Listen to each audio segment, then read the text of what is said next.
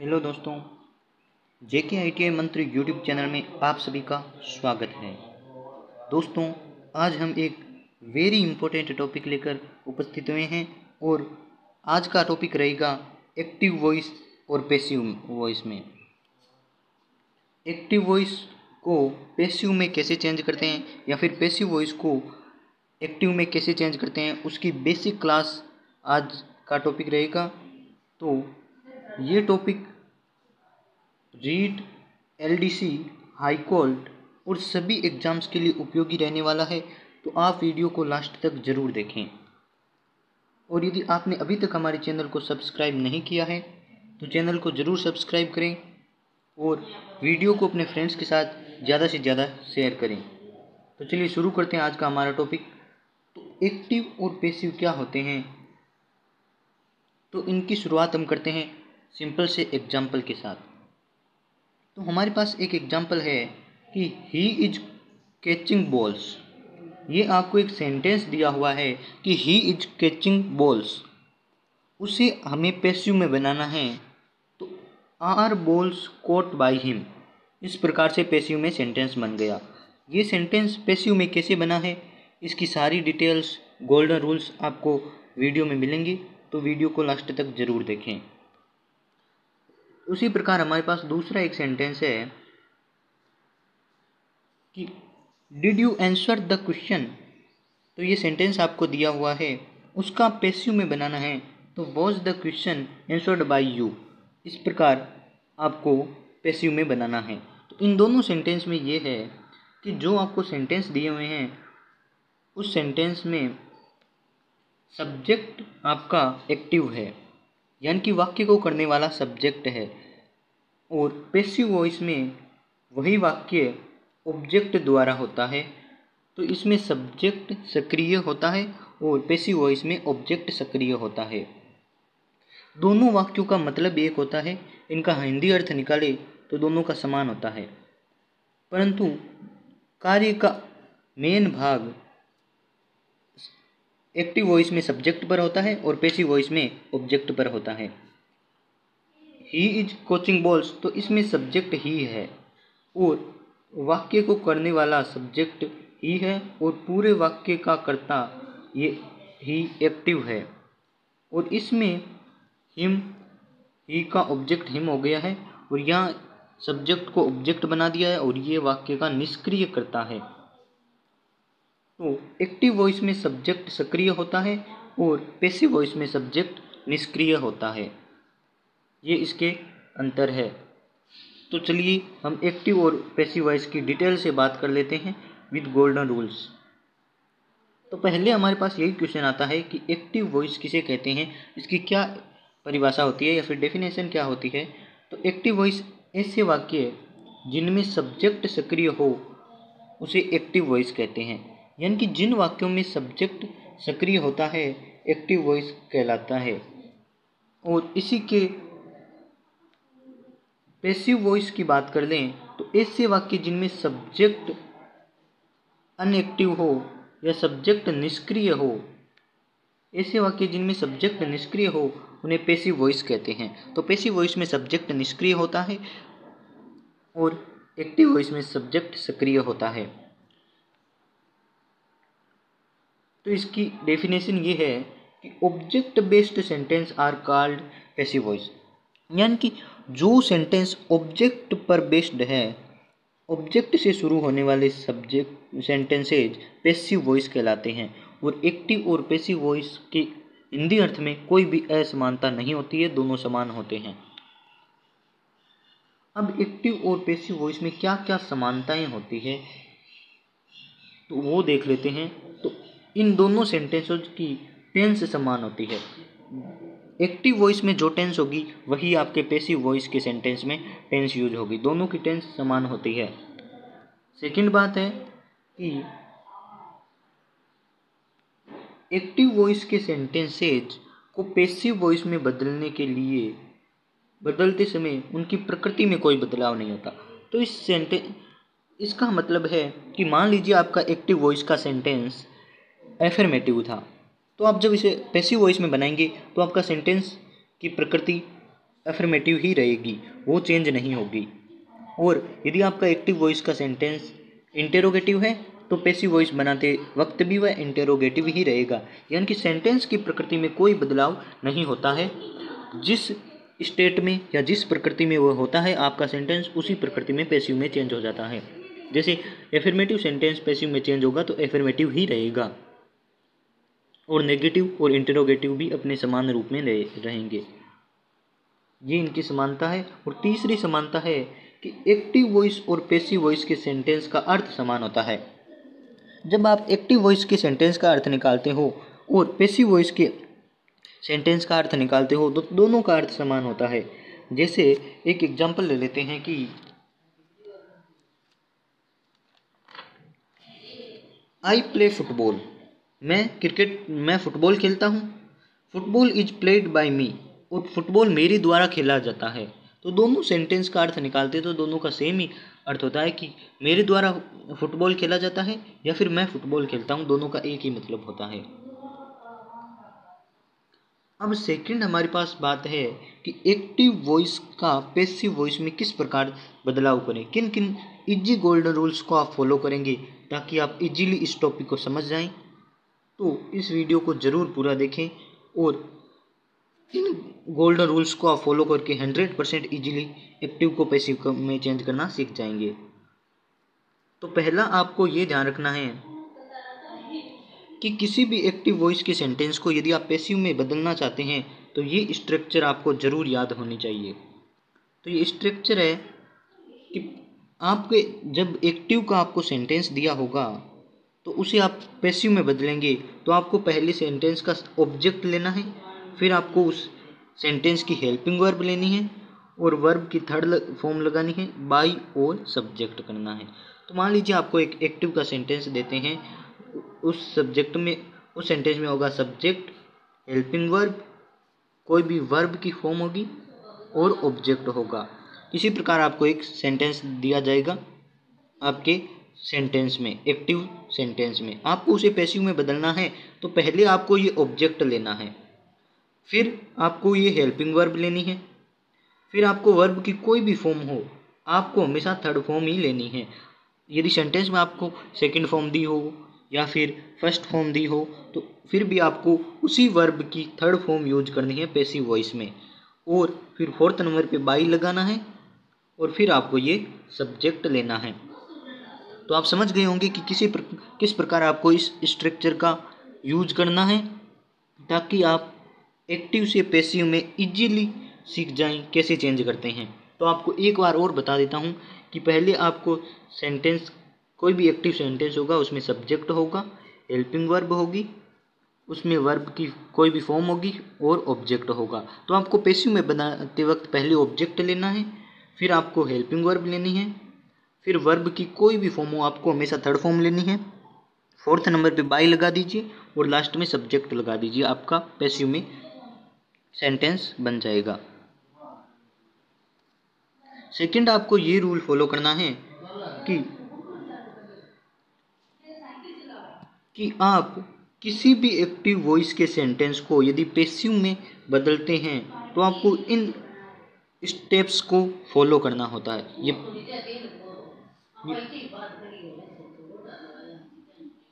ये आपको 5 steps follow करने हैं आपको।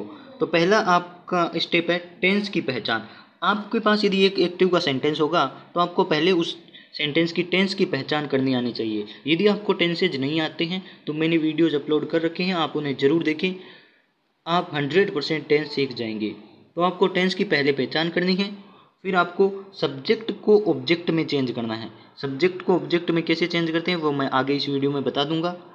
फिर आपको ऑब्जेक्ट को सब्जेक्ट में चेंज करना है। तो पहले आप टेंस की पहचान करेंगे, फिर सब्जेक्ट को ऑब्जेक्ट में चेंज करेंगे सेंटेंस के, और फिर ऑब्जेक्ट को भी सब्जेक्ट में चेंज करेंगे। और फिर फोर्थ गोल्डन रूल है आपके टेंस के अनुसार आप उस सेंटेंस में हेल्पिंग वर्ब का यूज करेंगे। और पांचवा वेरी इंपॉर्टेंट है कि वर्ब की थर्ड फॉर्म तो आप लगाएंगी, उसके साथ बाई का भी यूज करेंगे। तो वर्ब की थर्ड फॉर्म लगाएंगे, फिर आप उसके साथ बाई का यूज करेंगे। ये 5 आपको स्टेप्स फॉलो करने हैं, आपका एक्टिव से पैसिव सेंटेंस बन जाएगा। तो टेंस की पहचान कैसे करनी है ये आपको टेंसेज के वीडियोज अपलोड कर रखे हैं, उनमें मिल जाएगा। आप टेंस की पहचान करना सीख जाएंगे। सब्जेक्ट को ऑब्जेक्ट में और ऑब्जेक्ट को सब्जेक्ट में कैसे बदलना है ये आपको इसी वीडियो में आगे बता दिया जाएगा। और टेंस के अनुसार हेल्पिंग वर्ब भी कैसे लानी है ये आपको इस वीडियो में बता दिया जाएगा। तो आपको इन तीनों स्टेप्स को इसी वीडियो में सीखना है। तो चलिए आगे बात कर लेते हैं। अब हमारे पास है कि हम सब्जेक्ट को ऑब्जेक्ट में कैसे बदलें या फिर ऑब्जेक्ट को सब्जेक्ट में कैसे बदलें। ये आपका वेरी इंपॉर्टेंट स्टेप है। यदि आप इस स्टेप को फॉलो करते हैं तो ही आप इस एक्टिव से पैसिव सीख पाएंगे। आपको सारी स्टेप्स सीखने हैं। यदि आपने एक भी स्टेप मिस किया तो आपका सेंटेंस गलत हो जाएगा। तो यदि आपके सेंटेंस में सब्जेक्ट आई हो, इधर आपको दे रखे हैं सब्जेक्ट्स, इधर ऑब्जेक्ट है। यदि आपका सब्जेक्ट आई हो तो आपको ऑब्जेक्ट मी करना है। सब्जेक्ट वी हो तो ऑब्जेक्ट आपको अस करना है। आपने प्रोनाउन पढ़े होंगे, आई माई मी, वी अवर अस। उसी प्रकार आपको सब्जेक्टिव फॉर्म और ऑब्जेक्टिव फॉर्म, केवल दो फॉर्म्स आप एक्टिव पैसिव में याद रखें। आपको पॉजिटिव फॉर्म याद रखने की कोई ज़रूरत नहीं है, आप सब्जेक्टिव और ऑब्जेक्टिव फॉर्म को याद रखें। तो आई सब्जेक्टिव फॉर्म है, उसका ऑब्जेक्टिव फॉर्म मी होगा। वी का अस होता है, यू का यू होता है, और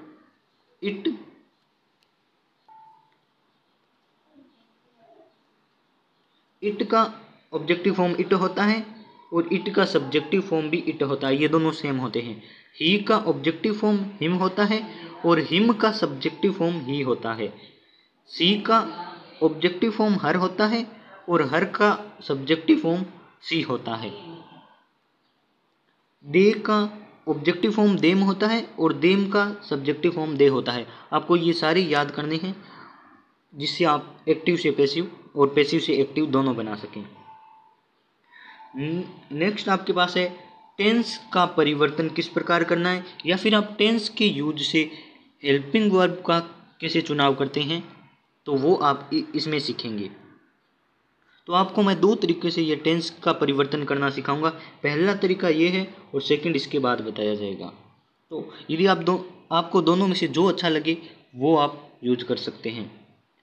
एक्टिव में यदि आपको वर्ब की फर्स्ट फॉर्म डू या डज इनमें से कोई भी दे तो आपको इज आर एम यूज करना है।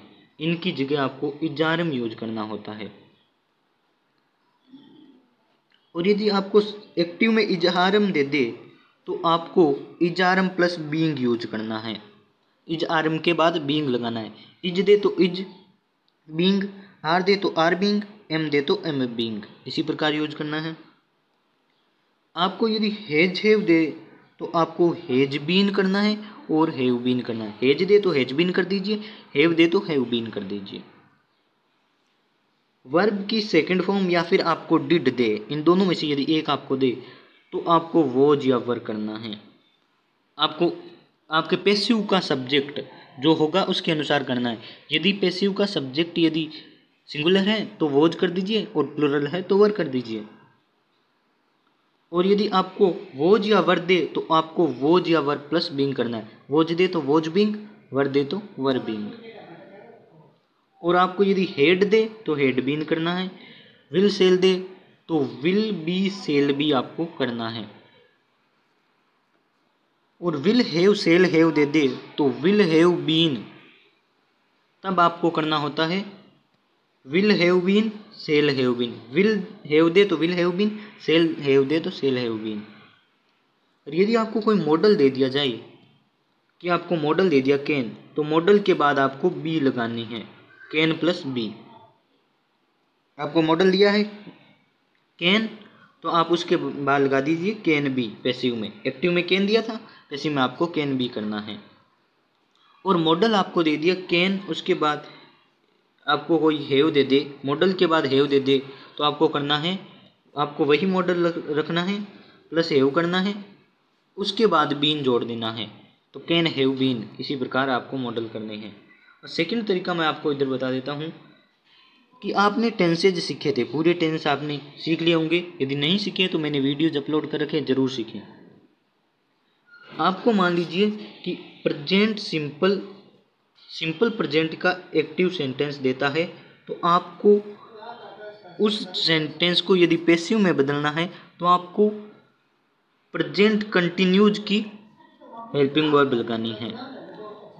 ये एक इंटेलिजेंट ट्रिक है जिससे आप बिना हेल्पिंग वर्ब्स याद करें इनको कर सकते हैं। तो आप इसे ध्यान से देखें। यदि आपको प्रेजेंट सिंपल का एक्टिव सेंटेंस दे तो आप प्रेजेंट कंटिन्यूज की हेल्पिंग वर्ब लगाएं। प्रेजेंट कंटिन्यूज की आपको पता है इजारे में होती है, वो लगानी है। यदि आपको प्रेजेंट कंटिन्यूज की एक्टिव सेंटेंस में हेल्पिंग वर्ब दे दे तो आपको प्रेजेंट कंटिन्यूज की ही हेल्पिंग वर्ब रखनी है, उसके साथ आपको बीइंग लगाना है, BIN।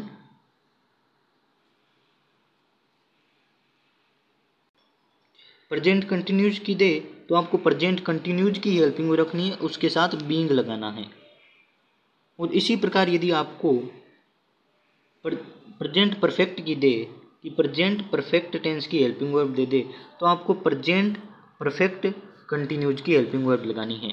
तो आपने 4 टेंस पढ़े थे इस प्रकार कि प्रेजेंट सिंपल, प्रेजेंट कंटिन्यूज, फिर प्रेजेंट परफेक्ट और प्रेजेंट परफेक्ट कंटिन्यूज। तो यदि आपको इसकी हेल्पिंग वर्ब दे दे तो आपको इसकी हेल्पिंग वर्ब यूज करनी है, इसकी दे तो इसकी यूज करनी है। यदि आपको इसकी दे तो आपको इसी की यूज करके साथ में बीइंग लगाना है, और इसकी दे तो इसी की यूज करके आपको बीइंग लगाना है। तो आप समझ गए होंगे कि इंटेलिजेंट ट्रिक क्या है। और वैसे ही पास्ट में होगा, यदि आपको पास्ट सिंपल की दे दे हेल्पिंग वर्ब तो आपको पास्ट सिंपल की हेल्पिंग वर्ब की जगह पास्ट कंटिन्यूज की हेल्पिंग वर्ब को यूज करना है। और यदि आपको पास्ट कंटिन्यूज की दे दे तो पास्ट कंटिन्यूज की हेल्पिंग वर्ब को यूज करके उसी के साथ बीइंग लगाना है। इस ट्रिक पे आपको मैं एक शॉर्ट वीडियो लगभग 5 मिनट का अपलोड करके दे दूंगा, आप इजीली समझ पाएंगे। अब आपको एग्जाम्पल्स करवा देता हूँ ताकि आपको ज़्यादा समझ आ जाए। तो पहला सेंटेंस आपके पास है he has purchased many books. आपको ये एक्टिव का सेंटेंस दिया है कि he has purchased many books, तो आपको उन 500 स्टेप्स को फॉलो करना है। तो आपका पहला स्टेप ये है कि आपको टेंस की पहचान करनी है, ये किस टेंस का सेंटेंस है। तो पहले इसकी टेंस की पहचान करते हैं।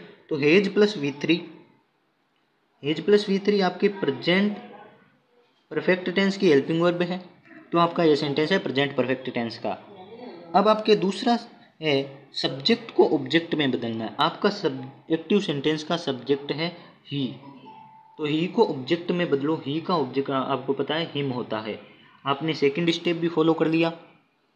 अब आपको थर्ड की स्टेप है आपका ऑब्जेक्ट क्या है, ऑब्जेक्ट को सब्जेक्ट में बदलो। तो ऑब्जेक्ट आपका है मैनी बुक्स, और मैनी बुक्स ये आपका ऑब्जेक्ट है, ये आपके सब्जेक्ट की जगह आ जाएगा।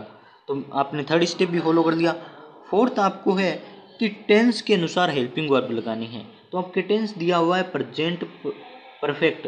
प्रेजेंट परफेक्ट की यदि आपको हेल्पिंग वर्ब एक्टिव में दे दी जाती है तो आपको यूज करना होता है प्रेजेंट परफेक्ट कंटिन्यूज की हेल्पिंग वर्ब। अगले टेंस की आप यूज करेंगे हेल्पिंग वर्ब, तो प्रेजेंट परफेक्ट कंटिन्यूज की हेल्पिंग वर्ब होती है हैज बीन या फिर हैव बीन। तो आपका ये हैज बीन और हैव बीन आएगा आपकी पैसिव के सब्जेक्ट के अनुसार। पैसिव के सब्जेक्ट के अनुसार आपका ये आएगा हेल्पिंग वर्ब। और फिर आपको यूज करना है by plus V3 plus by करना है।